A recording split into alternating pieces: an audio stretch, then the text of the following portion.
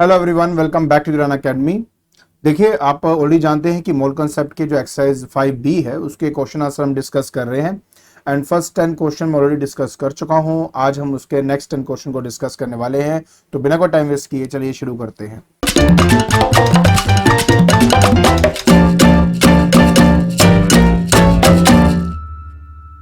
देखिए, अब हमें डिस्कस करना है क्वेश्चन 11A। बहुत ही सिंपल है। Calculate the number of moles of CO2 which contain 8 gram of oxygen. सबसे पहली बात, अगर कार्बन डाइऑक्साइड को अगर आप ध्यान से देखो तो उसमें हमारे पास दो जो एटम है ऑक्सीजन के हैं। ठीक है, तो अगर ऑक्सीजन जो यहाँ पे प्रेजेंट है उसका ग्राम मोलिकुलर मास निकालूं मैं, तो वो आएगा ग्राम। जैसे मैं थोड़ा सा इसको सही तरीके से लिखता हूं, जैसे कि gram molecular mass of O2 is equal to 2 into 16, that is 32 gram आएगा। सो इसके स्टेटमेंट आपकी कुछ ऐसे बन जाएगी कि 32 gram of oxygen is present in 1 mole of CO2। तो उसने बोला कि 8 ग्राम में बताओ कितना होगा। तो पहले तो 1 ग्राम का निकालने के लिए 1/32 कर दूंगा और 8 ग्राम के लिए मैं 8 से मल्टीप्लाई कर दूंगा। तो 8 चौका 32, 1/4 आ गया, मतलब 0.25 मोल आपका यहाँ पे आंसर है। तो बस इतने सिंपल सा था, आराम से आप इसको सॉल्व कर सकते थे। चलिए 11B की बात करते हैं। Calculate the number of moles of methane in 0.80 gram of methane. तो पूरे मीथेन की ही बात हो रही है। तो पहली बात तो ग्राम मोलिकुलर वेट जो है मीथेन का, ठीक है, जो ग्राम मोलिकुलर मास जो है इसका वो हम कैलकुलेट करें तो ये कितना आ जाएगा। मीथेन क्या होता है? मीथेन होता है CH4। तो एक आपके पास कार्बन है, 4 आपके पास हाइड्रोजन है, तो कुल मिला के 16 ग्राम इसका ग्राम मोलिकुलर मास आपको यहां पे मिल जाता है। अब 16 gram of methane is present in 1 mole of methane. तो अगर 0.80 ग्राम में कैलकुलेट करना चाहता हूं तो सारा कुछ सेम आएगा। 1 डिवाइड में पहले 16 होगा ताकि 1 ग्राम का मिल जाए, और फिर उसके बाद 0.80 हम यहाँ पे करेंगे। तो सोल्व करके आपका आंसर 0.05 मोल आपको यहाँ पे मिल जाएगा। बहुत ही ज़्यादा सिंपल है यार, मैं आपको बार बार यही बात कह रहा हूँ कि टफ तो बिल्कुल भी नहीं है। बस आपको क्या करना है, स्टेप बाय स्टेप इसको सॉल्व करते जाना है और आपका आंसर आ जाएगा। बट याद क्या रखना है, स्टैंडर्ड इक्वेशन जो मैंने आपको बताई थी। देखिए, अब हमें बात करनी है क्वेश्चन नंबर 12 की। कहता है कैलकुलेट द वेट और mass of an atom of oxygen. देखिए, जहां तक ऑक्सीजन के एटम को जानते हैं उसका जो मास नंबर होता है वो 16 होता है। तो 16 ग्राम इसका ग्राम एटॉमिक मास हो जाएगा। तो आपको पता है कि 6.022 इंटू 10⁻23 एटम, नहीं 23 ऑक्सीजन एटम जो है वो एक्चुअली 16 ग्राम के बराबर होगा। और क्योंकि मुझे एक एटम का मास निकालना है तो वो हो जाएगा 16 डिवाइड बाय 6.022 इंटू 10⁻23। तो आप जब इसको सॉल्व करते हो तो 2.657 इंटू 10⁻⁻23 ग्राम आपको आंसर मिल जाता है। तो ऑक्सीजन के एक एटम का जो हमारे पास मास है वो 2.657 10⁻⁻23 ग्राम आपको मिल जाएगा। अब कहता है कि एन एटम ऑफ हाइड्रोजन। ठीक है, एन एटम ऑफ हाइड्रोजन का पहली बात तो देखो, अगर मैं हाइड्रोजन की बात करता हूं, when we talk about hydrogen, तो हाइड्रोजन का जो एटॉमिक मास है वो 1 AMU या 1 ग्राम ले सकते हो। अगर ग्राम एटॉमिक मास ले रहे हो तो 6.02 2 इंटू 10⁻23 एटम्स ऑफ हाइड्रोजन, यहां पे एटम की बात हो रही है ना, इसलिए of hydrogen is equal to 1 gram आप लेंगे। तो 1 एटम का अगर आप मास निकालना चाहते हो of hydrogen will be equal to 1/6.022 into 10⁻23। तो आंसर आ जाएगा 1.67 इंटू 10⁻⁻24 ग्राम। जब आप इसको सोल्व करेंगे तो आपको आपका आंसर मिल जाएगा। फिर कहते हैं कि मॉलिक्यूलर जो वेट है आपका अमोनिया का, वो आपने मुझे कैलकुलेट करके देना है। वैसे तो यहाँ पे आया था ये था कि अ मॉलिक्यूल ऑफ, अच्छा अ मॉलिक्यूल ऑफ, ठीक है।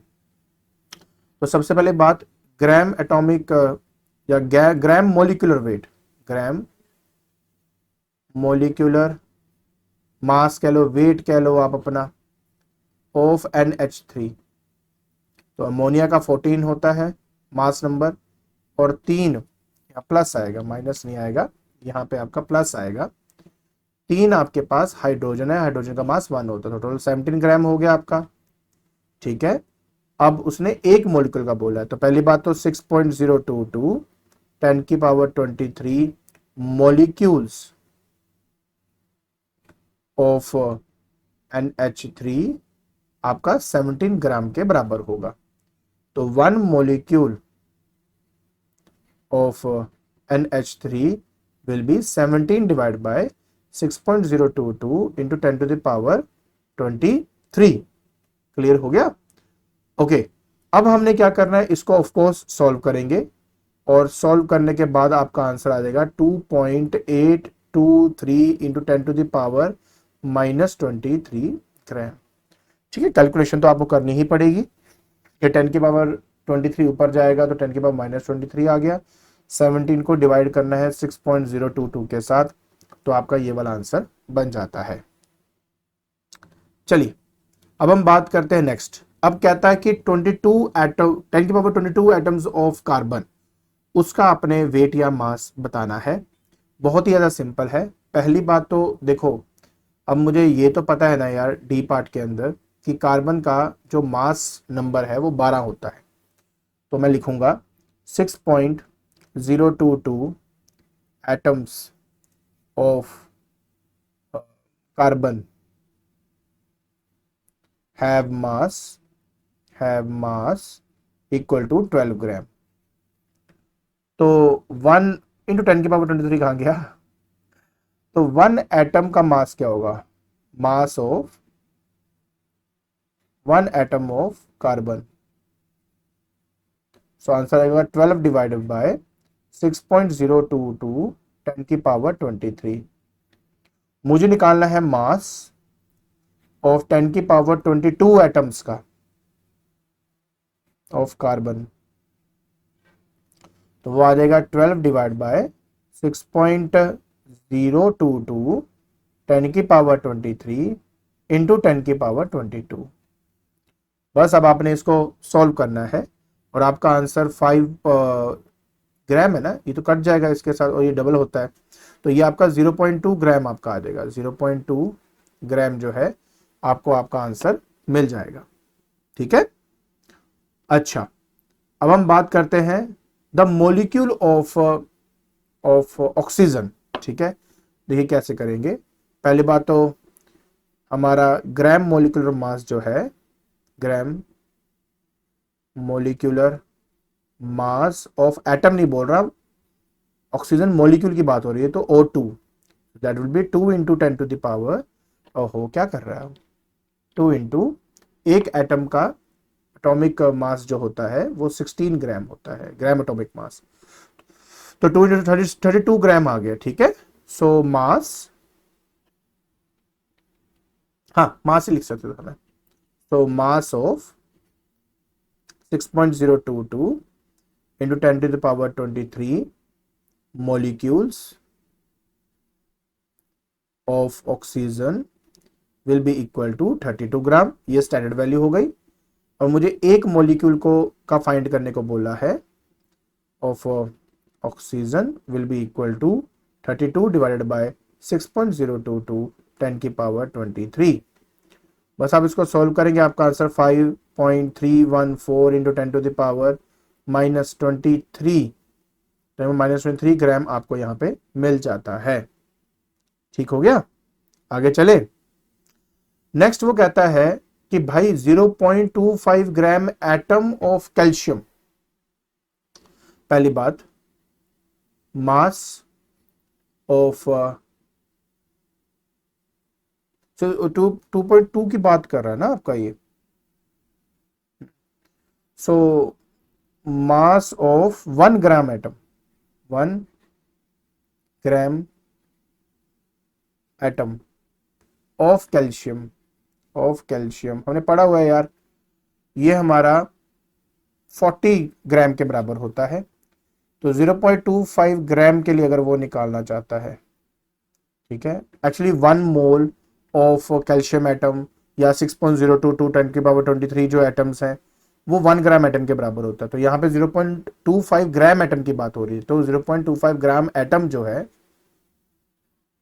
ऑफ कैल्शियम हो जाएगा 40 इंटू 0.25 जो कि 1/4, तो 10 ग्राम जो है आपका आंसर मिल जाएगा। तो बस इस तरीके से यार आप लोगों ने अपना ये वाला क्वेश्चन जो था वो सॉल्व करना था। अब हमें फाइंड करना है the mass of 0.1 mole of each of the following. देखिए एक मोल के अंदर कितना ग्राम मोलिकुलर मास होता है, पहले वो करके 0.1 के लिए हम उसको मल्टीप्लाई कर देंगे 0.1 के साथ, तो ऐसे हमारे पास आएगा। तो एक काम करते, एक एक करके मैं इसको सॉल्व करता जाता हूं। पहले तो mass of 1 mole of CaCO3 will be equal to, अब देखिए अगर मैं CaCO3 की बात करूं तो कैल्शियम का तो नंबर 40 होता है मास नंबर, कार्बन का 12 होता है और 3 आपके पास ऑक्सीजन के हैं तो इंटू 16 हो जाएगा। आप इसको सॉल्व करेंगे तो 100 ग्राम आ जाएगा आपके पास। तो 0.1 मोल के हिसाब से ऑफ CaCO3 का मास जो है, मास ऑफ कितना होगा 100 ग्राम, मतलब आपने सिर्फ इसका मोलिकुलर मास निकाल के 0.1 से मल्टीप्लाई करना है और वही आपका आंसर है। तो 10 ग्राम इसका आंसर आ गया है। क्लियर हो गया। उसी तरह सारे ही ऐसे करने हैं आपने। जैसे बी पार्ट के अंदर आपको देखो वैल्यू सब दी हुई है ना, इनमें देख देख के बस बनाते जाओ, क्या दिक्कत है इसमें। So mass of 1 mole of Na2SO4.10H2O will be equal to 2 into, पहली बात तो सोडियम यहाँ पे 23 प्लस सल्फर 32 है प्लस ऑक्सीजन 16 है, तो 4 इंटू 16 करेंगे। प्लस जब ये 10 किसी मॉलिक्यूल के आगे लिखा जाता है तो मतलब है कि जो भी मॉलिक्यूल का आंसर आएगा उसको 10 से मल्टीप्लाई करना। तो उसमें 2 हाइड्रोजन है तो 2 इंटू 1 प्लस एक ही ऑक्सीजन है तो 16, तो जो भी आंसर आएगा उसको 10 से मल्टीप्लाई करना है। ठीक है। सो अब आपने इसको बस सॉल्व करना है तो 322 ग्राम आपको मिल जाएगा। सो मास ऑफ 0.1 मोल बस मल्टीप्लाई करना है तो 32 ग्राम इंटू 0.1 मतलब 32.2 ग्राम हमारा आंसर आ जाएगा। तो यार कुछ भी नहीं है यार, बहुत ज़्यादा सिंपल है, सभी में यही करना है। तो चलो जल्दी जल्दी ख़त्म कर देता हूँ मैं। उसी तरह सी पार्ट की बात करें तो मास ऑफ CaCl2 अगर मैं बात करूँ ऑफ मतलब 1 मोल का अगर मैं निकाल रहा हूँ तो Ca कैल्शियम है बेटा, कैल्शियम 40 है प्लस 2 क्लोरीन है तो 2 इंटू 35.5 मैं यहाँ पे करूँगा। ठीक है, बस आपने सॉल्व करना है तो 111 ग्राम आपको मिल जाएगा। तो 0.1 मोल ऑफ CaCl2 का जो मास होगा तो 0.1 से मल्टीप्लाई कर देंगे, आपका जो आंसर है 11.1 ग्राम आपको मिल जाएगा। अब तो आ गया होगा यार, कितना मुश्किल तो है नहीं है ना, आराम से कर सकते हो, राइट। चलिए उसी तरह अगर वो सिर्फ mg ही बोल रहा है तो हम लिखेंगे मास of 1 mole of magnesium, magnesium अकेला 24 है, 24 आ गया। तो mass of 0.1 mole of magnesium will be 0.1 into 24, answer 2.4 ग्राम आपको मिल जाएगा। तो बस ऐसे करना यार, मोल कॉन्सेप्ट बहुत इजी है यार, आपको सिर्फ और सिर्फ जो स्टैंडर्ड इक्वेशन मैंने बताई थी, जो आपको मैंने लाइन लिखवाई थी, बस वो याद रखना है, बाकी आप सभी के आंसर अपने आप निकाल लोगे। अब बात कर रहे हैं हम क्वेश्चन 14 के ए की, कहते calculate the number of oxygen atom in 0.10 mole of sodium carbonate and देखिए बड़ा आसान है आपका। सबसे पहले देखिए हम यहाँ पे बात करेंगे कि number of oxygen atom present in 1 molecule of Na2CO3.10H2O is equal to, पहली बात तो 10 तो ये ऑक्सीजन हो गए, 3 ये हो गए, तो 13 ग्राम, तो आपका ये आंसर आ गया। ठीक, उसके बाद 13 ग्राम नहीं, 13 आपके पास क्या है, ऑक्सीजन के एटम्स हैं, तो आंसर आ जाएगा 13 यहां पे। ठीक, अब मोल कंसेप्ट के हिसाब से आपके number of atoms, number of oxygen atoms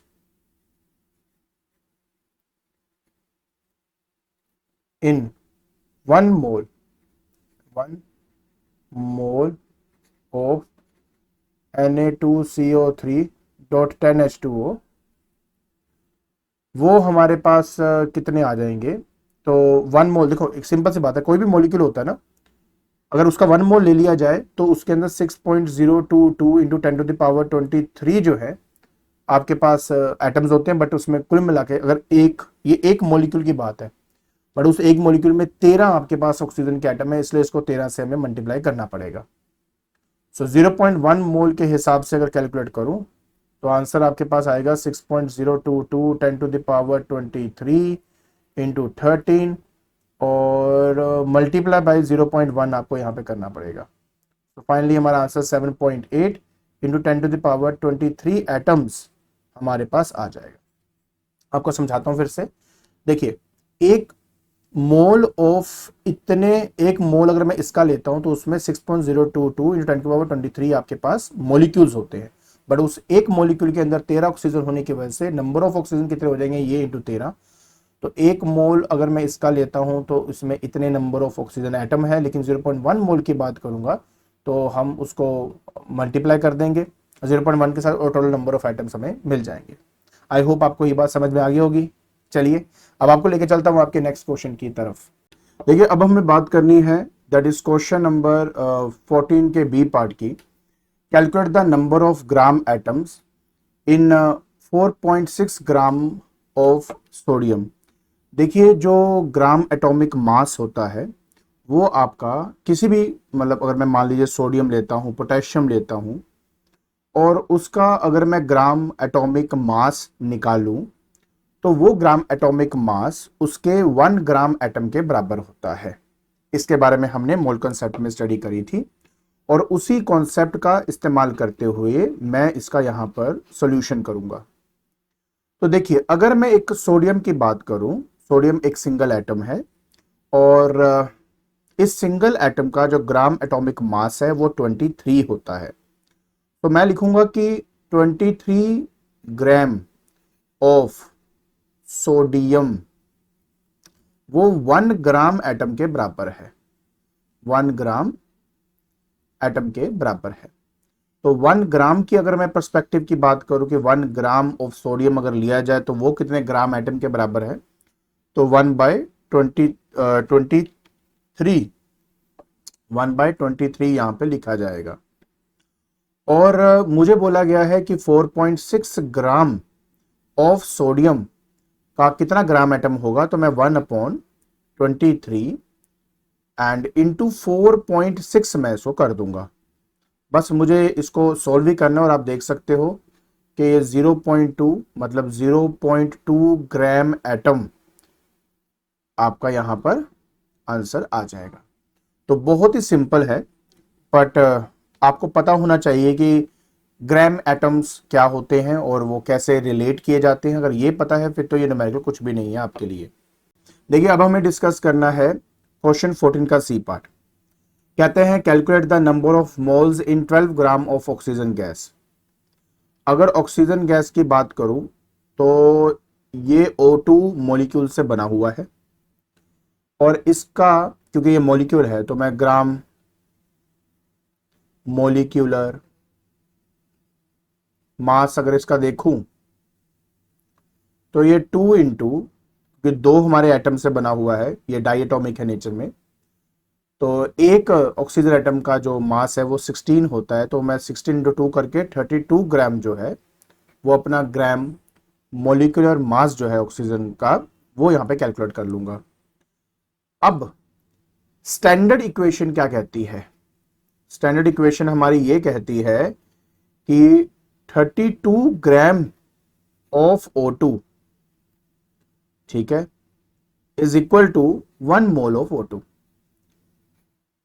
मतलब जो भी हम मॉलिक्यूल लेते हैं उसका जो ग्राम एटॉमिक मास या ग्राम मॉलिक्यूलर मास होता है वो उसी के 1 मोल के बराबर होता है। तो 1 ग्राम ऑफ ऑक्सीजन में कितने मोल्स होंगे? I will divide by 32 and यहां पे आ जाएगा मोल ऑफ ऑक्सीजन। लेकिन अगर मैं 12 ग्राम के हिसाब से कैलकुलेट करना चाहूं तो आप इसको 12 से मल्टीप्लाई कर देंगे, तो ये आपका जो है 6 दूनी 8 चौके 32, 4 से करेंगे, 4 तिया 8 तिया 8 चौके, नहीं 4 से किया ना हमने, ठीक है, तो 8 आ गया ये आपका, ठीक है, 3/8 आ गया आपके पास। सॉल्व करेंगे तो 0.375 मोल आपको आपका यहां पे आंसर मिल जाएगा। तो बहुत ही ज्यादा सिंपल है, बट ऑफ कोर्स आपको पता क्या होना चाहिए, फिर से मैं बार बार बोल रहा हूं क्योंकि एट द एंड यही हमारा आउटपुट निकलेगा कि अगर आपको वो स्टैंडर्ड इक्वेशन याद है जो मैंने आपको करवाया था थ्योरी के टाइम पे, तो आप कोई भी न्यूमेरिकल को आसानी से कर सकते हो। चलिए मैं अब आपको नेक्स्ट न्यूमेरिकल की तरफ लेके चलता हूं। अब हम बात करेंगे क्वेश्चन नंबर 15 की। कहते हैं कि what mass of calcium will contain the same number of atoms as are present in 3.2 gram of sulphur. ऐसे क्वेश्चन को करने के लिए सबसे पहले मुझे यह देखना पड़ेगा कि एक्चुअली में कितने नंबर ऑफ एटम प्रेजेंट है 3.2 ग्राम ऑफ सल्फर के अंदर, फिर उतने ही नंबर ऑफ एटम्स का क्या मास होना चाहिए। और बात कर रहा हूं क्योंकि दोनों में नंबर ऑफ एटम सेम है ना, इसी वजह से सल्फर के जितने नंबर ऑफ एटम्स होंगे उतने ही नंबर ऑफ एटम्स कैल्शियम के लेते हुए मुझे उसका आंसर निकालना है। तो कैसे करेंगे? सबसे पहले बात अगर मैं सल्फर की बात करता हूं, एक सिंगल एटम है और इसका जो ग्राम एटॉमिक मास है वो 32 होता है आपका। सबसे पहले मुझे निकालना पड़ेगा कि उसमें नंबर ऑफ एटम कितने हैं। तो मैं क्या बोलूंगा कि 32 ग्राम ऑफ सल्फर कंटेन्स 6.022 इंटू 10 की पावर 23 एटम्स ऑफ सल्फर। तो 1 ग्राम के हिसाब से अगर मैं बात करूं तो 6.022 into 10 to the power 23 divide by 32 लिया जाएगा, that is atom of sulphur. 3.2 gram के हिसाब से अगर कैलकुलेट करूं मैं तो 6.022 10 to the power 23 divided by 32 into 3.2 किया जाएगा, ये 1/10 बन जाएगा। मतलब ये आ गया 6.022 into 10 to the power 22 atoms of sulphur. तो अब यही नंबर ऑफ एटम्स का अगर मैं इतने ही नंबर ऑफ अगर मैं कैल्शियम एटम्स ले लेता हूं तो उसका मास क्या होगा वो मुझे कैलकुलेट करना है। तो फिर से आपका जो मोल कॉन्सेप्ट है यहां पे लगता है। मोल कॉन्सेप्ट के हिसाब से कहा जाता है आपका कि 6.02, या फिर काम करते हैं हम लिखते हैं मास ऑफ, शुरुआती ऐसे करेंगे, हम कहेंगे mass of 6.022 into 10 to the power 23 atoms of calcium. तो इसका ग्राम एटॉमिक मास जो होता है वो 40 ग्राम होता है, तो यहाँ पे 40 ग्राम लिखेंगे। और मुझे पता करना है इतने एटम्स का, ठीक है। तो मतलब ये कि 6.022 इंटू 10⁻²2 एटम्स का अगर मुझे निकालना है तो पहले उसका 1 एटम निकाल के करेंगे। तो 1 एटम का मतलब हो गया कि 40 ग्राम डिवाइड बाय 6.022 10⁻23, और फिर मल्टीप्लाई कर देंगे जितने एटम्स के लिए मुझे चाहिए, 6.022 इंटू 10⁻²2। 1/10 बच जाएगा क्योंकि ये कट जाएगा, ये कट जाएगा, 22 नीचे 10 रह जाएगा, तो ये आ जाएगा 4 ग्राम। और इस तरीके से आपने ये वाला न्यूमेरिकल सॉल्व करना था। आई होप आपको अच्छी तरह समझ में आ गया होगा। चलिए अब हम डिस्कस करते हैं अपना नेक्स्ट न्यूमेरिकल। देखिए अब हम क्वेश्चन नंबर 16 करने वाले हैं। Calculate the number of atoms in each of the following. Number of atoms calculate करने हैं। तो पहला है that is 52 moles of helium. Moles, AMU, gram, इन सबको कैसे फाइंड करते हैं उसके बारे में बात होगी। तो पहली बात तो देखिए स्टैंडर्ड वाली बात हम करते होते हैं कि अगर 1 mole of helium is equal to 6.022 into 10⁻23 helium के एटम्स। तो बात हो रही है 52 मोल्स की ऑफ हीलियम, तो यहां आ जाएगा 52 into 6.022 into 10⁻23 helium atoms. Solve करने पे 3.131 इंटू 10⁻25 एटम्स आपको यहां पे मिल जाएगा। तो इस तरीके से आपने इसको करना था। बी पार्ट की अगर बात करते हैं, बी पार्ट में कहते हैं कि 32 AMU ऑफ हीलियम। पहले मैं आपको बता देता हूं कि 1 एटम ऑफ हीलियम 4 AMU का होता है।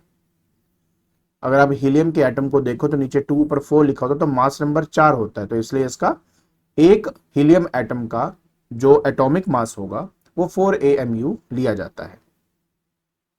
तो अगर 4 AMU 1 एटम ऑफ हीलियम के बराबर है, तो मतलब 52, इसका मतलब 1 AMU, इसका मतलब हो गया 1 AMU कितने नंबर ऑफ एटम्स के बराबर होगा?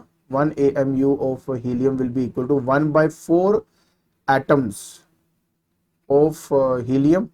और मुझे बोला गया है 52 AMU के हिसाब से निकालना है, तो 1/4 इंटू 54 एटम्स, 52 वही बता 52 आएगा, ये तो डेसिमल में आ जाएगा नहीं तो, ऑफ हीलियम, और 13 एटम्स आ जाएंगे यहाँ पे। तो 13 एटम्स को अगर ले लिया जाए तो उसका जो मास है वो 52 AMU हमें मिलेगा। तो बस इस तरीके से आपने अपना बी पार्ट कंप्लीट करना था। चलिए सी पार्ट पे चलते हैं। फिर कहता है 52 ग्राम ऑफ हीलियम की बात करो और उसमें नंबर ऑफ एटम्स बताओ। तो पहली बात तो ये कि हीलियम का जो ग्राम एटॉमिक मास है वो 4 ग्राम लिया जाता है। तो 4 ग्राम ऑफ हीलियम कॉन्टेन्स में कितने नंबर ऑफ एटम्स होंगे? उसमें 6.022 इंटू 10⁻23 एटम्स लिए जाएंगे। तो 1 ग्राम के हिसाब से कितने होंगे? 6.022 इंटू 10⁻23 एटम्स।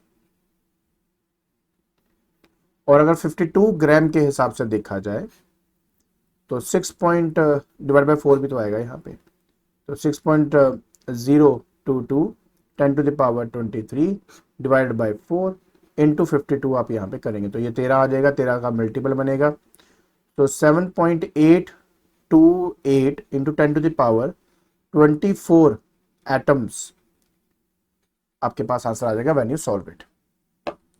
तो इस तरीके से आपने अपना सी पार्ट जो है वो कंप्लीट करना था। क्लियर?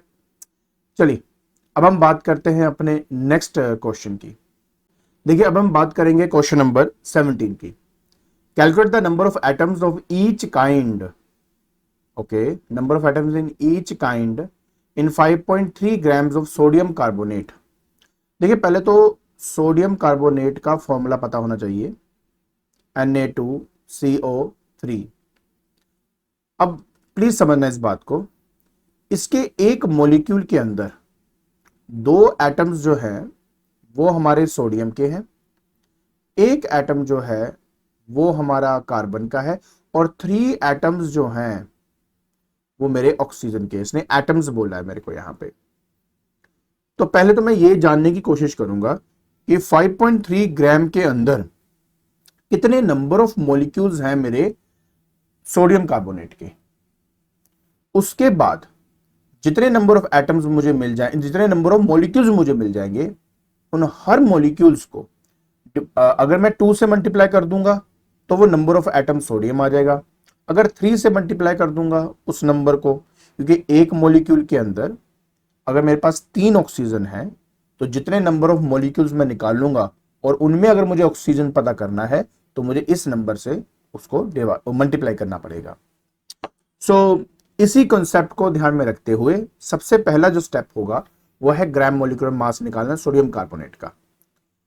तो gram molecular mass of sodium carbonate अगर मुझे इसको फाइंड करना है, so that will be equal to 2 into mass number of sodium plus carbon का मास प्लस 3, क्योंकि ऑक्सीजन है तो मास ऑफ ऑक्सीजन यहां पे मल्टीप्लाई होगा। तो 2 into 23 plus 12 plus 3 into 16।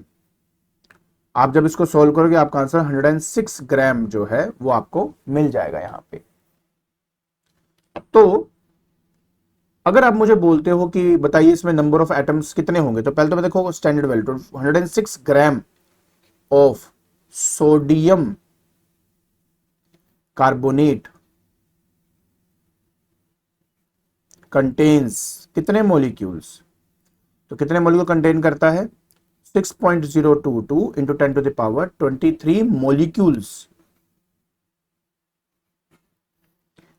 1 gram के हिसाब से अब मैं सारा कॉपी करूंगा तो इज इक्वल टू आ जाएगा 6.022 into 10 to the power 23 divide by 106। और अगर वो मुझे कह रहा है 5.3 ग्राम का निकालना है अगर, तो 6.022 into 10 to the power 23 divided by 106 तो है ही है, साथ में 5.3 मैं यहां पे कर दूंगा। थोड़ा ध्यान से देखना प्लीज। तो ये इसका मल्टीपल है, मतलब बेसिकली अगर ये 53 का ट्वाइस कर दिया जाए तो 106 आ जाएगा। तो नीचे आ गया 2, पहली बात। फिर नेक्स्ट स्टेप में ये करना है हमें, और नीचे एक आ जाएगा हमारे पास 10 भी आ जाएगा ना साथ में, इसका नीचे 10 भी आ जाएगा। तो बेसिकली अगर मैं थोड़ा सा ध्यान से देखूं तो अगर मैं 2 से इसको कट करूं तो मेरे पास आ जाएगा 3.011 into 10 to the power 22 molecules. तो ये मेरे पास नंबर ऑफ मॉलिक्यूल्स इतने आ चुके हैं। इतनी बात तो खत्म, समझ में आ गई होगी। अब हर एक मॉलिक्यूल के अंदर इतने नंबर ऑफ एटम्स है, तो अगर सोडियम एटम मुझे निकालना है तो मतलब इसका डबल करना पड़ेगा। अगर कार्बन या एटम्स की बात करो तो क्योंकि हर एक मॉलिक्यूल में एक ही कार्बन है इसलिए यही नंबर ऑफ कार्बन एटम आ जाएंगे। तो चलिए अब हम इसको फाइंड करते हैं। तो हमने क्या देखा, हमने ये देखा कि number of sodium chloride, sodium ठीक है carbonate, not carbonate, number of molecules in 5.3 gram is 3.011 10 to the power 23 आपके नंबर ऑफ मॉलिक्यूल्स है। ठीक है, now so number of sodium atoms. अब मैं आपको ऑलरेडी बता चुका हूं, ध्यान से देखो कि सोडियम के अंदर मतलब इस मॉलिक्यूल में 2 सोडियम के एटम्स हैं। तो मैं नंबर ऑफ मॉलिक्यूल्स को 2 से मल्टीप्लाई कर दूंगा। तो 2 into 3.011 into 10 to the power 23, no 23 नहीं है 22, ये गलती हो जाती है मेरी अब। सो यहां पे आ जाता 3.02 नो 211 है ना, 11 इंटू 10 की पावर 22। तो ये भी आपका 22 ही है यहां पे। सो फाइनल आंसर आपका आ जाता 6.022 इंटू 10 की पावर 22। ठीक है, तो ये है सोडियम एटम। अच्छा, नंबर ऑफ कार्बन एटम की बात करें तो वो तो 1 ही है, तो 1 इंटू 3.011 इंटू 10⁻²2, तो इसका मतलब कितने एटम्स हुए आपके पास? 3.011 इंटू 10⁻²2 एटम्स कार्बन है उसमें। और अगर नंबर ऑफ ऑक्सीजन एटम्स की मैं बात कर रहा हूं तो एक सोडियम कार्बोनेट में हमारे पास 3 ऑक्सीजन के एटम्स होते हैं, तो 3 इंटू 3.011 इंटू 10⁻²2 करेंगे। सॉल्व करने के बाद 9.033 इंटू 10⁻²2 आपके पास यहाँ पे आंसर आ जाएगा। तो बस इसी तरीके से आपने इसको सॉल्व करना था। चलिए अब हम बात करते हैं अपने next question, that is 18A की।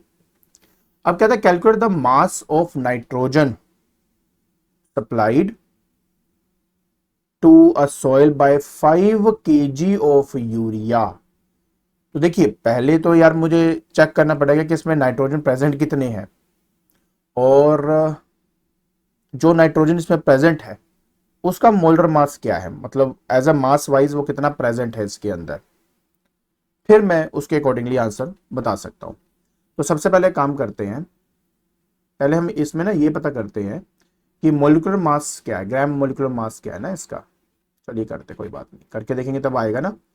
तो ग्राम मोलिकुलर मास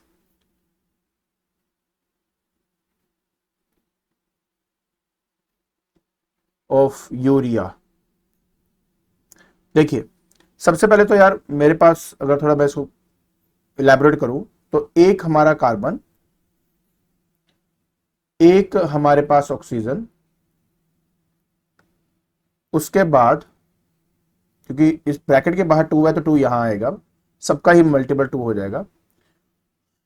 नाइट्रोजन एक ही है बट हाइड्रोजन यहां पर 2 है, तो 2 ऑफ हाइड्रोजन। तो कार्बन का आ गया आपके पास 12 प्लस 16 प्लस 2 इंटू नाइट्रोजन 14 और साथ में प्लस 2 इंटू 1, हाइड्रोजन का तो एक ही होता है। सॉल्व करके आपका आंसर 60 आपको मिल जाएगा। तो 60 ग्राम जो है वो ग्राम मोलिकुलर मास है। अब इस 60 ग्राम के अंदर कितना नाइट्रोजन है, ठीक है, मास of nitrogen present in 60 gram of urea. आप जानते हो यहां पे 2 आपके पास नाइट्रोजन के एटम है ना, तो 2 इंटू 14 दैट इज 28 ग्राम जो है इसमें नाइट्रोजन प्रेजेंट है। तो अगर मुझे 5 kg में ग्राम में कितना हो जाएगा, 5000 आ जाएगा ना। तो अगर मुझे 5000 ग्राम में चेक करना है तो बस कुछ नहीं यार, 28 डिवाइड बाय पहले तो 60 किया जाएगा कि पर ग्राम यूरिया के हिसाब से पता लग जाए। उसके बाद उसको 5000 से मल्टीप्लाई करके जब उसको सॉल्व करेंगे तो आपका आंसर 2333 ग्राम के करीब आपका आंसर आ जाता है। सो कहने का मतलब है कि आपका 2.33 kg आपका लगभग यहाँ पे आंसर आ जाएगा। ठीक है, तो बस इस तरीके से आपका यहाँ पे इसको सॉल्व करना था। आई होप आपको अच्छी तरह समझ में आ गया होगा। चलिए पार्टसिप होता क्या करें, इसलिए थोड़ी वीडियो लंबी बन जाती है। अब हम बात करेंगे अपने नेक्स्ट, दैट इज 18 के बी पार्ट में। तो 18 का बी पार्ट क्या कहता है, थोड़ा ध्यान से देखिए। Calculate the volume occupied by 320 gram of sulphur dioxide eight STP। हमें पता है कि जो ग्राम मोलिकुलर मास होगा इस सल्फर डाइऑक्साइड का वो 22.4 लीटर जो है वॉल्यूम ऑक्युपाई करता है at standard temperature and pressure. बस इसी बात का ध्यान रखते हुए हमने ये अपना सॉल्व करना है। तो सबसे पहले हम निकालेंगे ग्राम मोलिकुलर मास। तो gram molecular mass of sulphur dioxide, sulphur का नंबर दिया हुआ है 32 है, प्लस 2 ऑक्सीजन है, 2 इंटू 16 कर देंगे, 32 और 32 बन गया 64। तो 64 ग्राम जो है वो ग्राम मोलिकुलर मास है। तो हमारा शुरुआत भी ये होगा कि 64 ग्राम of sulphur dioxide has volume 22.4 litre. ठीक है, ये है इसका वॉल्यूम। तो 1 ग्राम of sulphur dioxide has volume कितना, 22.4 डिवाइडेड बाय 64, और मुझे बोला गया है 320 ग्राम के हिसाब से बताइए, तो that will B 22.4 by 64 into 320। ठीक है, आपने इसे सॉल्व करना है, 112 लीटर आपका यहां पर आंसर आ जाता है। और बस इस तरीके से आप इसको सॉल्व भी करेंगे। आई होप आपको ये वाला पार्ट समझ में आ गया होगा। चलिए अब बात करते हैं हम क्वेश्चन नंबर 19 की। कहते हैं कि what do you understand by the statement that vapour density of carbon dioxide is 22। ठीक है, तो vapour density of carbon dioxide 22 का मतलब ये हुआ कि जो कार्बन डाइऑक्साइड है वो 22 टाइम्स हैवियर होगा अगर मैं हाइड्रोजन का एक मॉलिक्यूल ले लेता हूं। मैं यहां पे आपके लिए प्रॉपर आंसर दे देता हूं इसका, कि इसका मतलब ये है that it implies that one molecule of carbon dioxide is 22 times heavier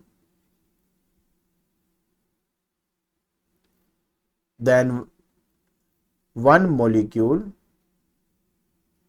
of hydrogen. बस इस बात का आपको थोड़ा ध्यान रखना है और यही इसका मतलब भी होता है। अच्छा, अब हम बात करते हैं अपने बी पार्ट की। कहता है एटॉमिक मास जो है आपके क्लोरीन का वो आपका है 35.5। तो बताइए इसकी वेपर डेंसिटी क्या होती है। एक्चुअली में वेपर डेंसिटी आपके atomic mass of an atom के बराबर ही होती है, लेकिन आपको जो फॉर्मूला याद है वो मुझे पता कौन सा आपको याद होगा कि वेपर डेंसिटी जो है वो आपका मोलिकुलर मास डिवाइडेड बाय 2 होता है। अब क्लोरीन जब एक मॉलिक्यूल की फॉर्म में एग्जिस्ट करती है तो वो Cl2 होता है। तो Cl2 का अगर मॉलिक्यूलर मास निकालेंगे तो 2 इंटू 35.5 आएगा ग्राम। वही चीज यहां डाल दिया जाए अगर, तो 2 इंटू 35.5 अगर मैं यहां कर दूं और डिवाइड बाय 2 कर दूं, तो आप देख सकते हो बेटा कि अल्टीमेटली आपका आंसर 35.5 ही आपको आ रहा है। तो जो वेपर डेंसिटी है मेरे क्लोरीन एटम की वो ये होगी। तो यहां पे मतलब ये भी बनता है कि now this is that is 1 atom of chlorine is 35.5 times heavier than 1 atom of that is hydrogen. तो इजी बहुत है, बट आपको इसका जो मेन कॉन्सेप्ट है वो अच्छे से समझना होगा कि क्या वो कह रहा है। ठीक है, चलिए अब फाइनली आपको मैं लेकर चलता हूं क्वेश्चन नंबर 20 की। एंड क्वेश्चन नंबर 20 में कहता है कि what is the mass of 56 centimetre cube of carbon monoxide at STP। तो पहले तो ना आपको एक बात समझनी पड़ेगी कि एट STP अगर मैं लीटर में वॉल्यूम देखूं किसी गैस का तो वो 22.4 लीटर के बराबर होता है। बट अगर मैं सेंटीमीटर क्यूब में देख रहा हूं, जो कि ये डेसीमीटर क्यूब होता है, तो अगर मैं सेंटीमीटर क्यूब के हिसाब से देखूं तो मुझे इसको 1000 से मल्टीप्लाई करना होता है और वो 22400 सेंटीमीटर क्यूब में मेरे को वो मिल जाता है। ऐसा मैंने इसलिए कहा क्योंकि इसने मास पूछा है। तो कार्बन मोनोऑक्साइड का मतलब क्या हुआ, CO। इसका ग्राम मोलिकुलर मास निकालूंगा तो 12 + 16 आएगा, जो कि आपका 28 ग्राम होता है। स्टैंडर्ड के हिसाब से बात करें तो 28 gram of carbon monoxide that is CO। ठीक है, CO विल हैव वॉल्यूम, है ना, विल नहीं नहीं नहीं नहीं नहीं उल्टा करना पड़ेगा क्योंकि मुझे मास फाइंड करना ना, इसलिए। तो मैं एक बात करूंगा यहाँ पे कि 22 या 22400 centimetre cube of CO will have mass equal to कितना होगा, 28 ग्राम। ये हमारी स्टैंडर्ड वैल्यू आ गई। 1 सेंटीमीटर क्यूब ऑफ ये विल हैव मास कितना, तो 28 डिवाइडेड बाय 22400 आप करेंगे 56 सेंटीमीटर क्यूब के हिसाब से। अगर आप ये कैलकुलेट करना चाहते हो तो 28 डिवाइड बाय 22400 इंटू 56 आप यहां पे करेंगे। आपने इसको बस सॉल्व करना है और आपका आंसर 0.07 ग्राम यहां पे आपको मिल जाएगा। तो बस आपने इस तरीके से ये वाला न्यूमेरिकल सॉल्व करना था। आई होप आपको अच्छी तरह समझ में आ गया होगा कि किस तरीके से आपने ये वाले जो क्वेश्चन या न्यूमेरिकल्स थे उनको करना था। और अगर आपको ये सब समझ में आ गया है तो आज का काम यहीं पे खत्म होता है। ठीक है, तो आज के लेक्चर के अंदर हमने आपके 11 से लेके 20 तक के जितने क्वेश्चन या न्यूमेरिकल्स थे वो डिस्कस किए हैं। आई होप आपको ये सब समझ में आया होगा। और अगर आपको ये वीडियो पसंद आ रही है तो please like it, share it and subscribe it. आज के लिए बस इतना ही। Thank you so much.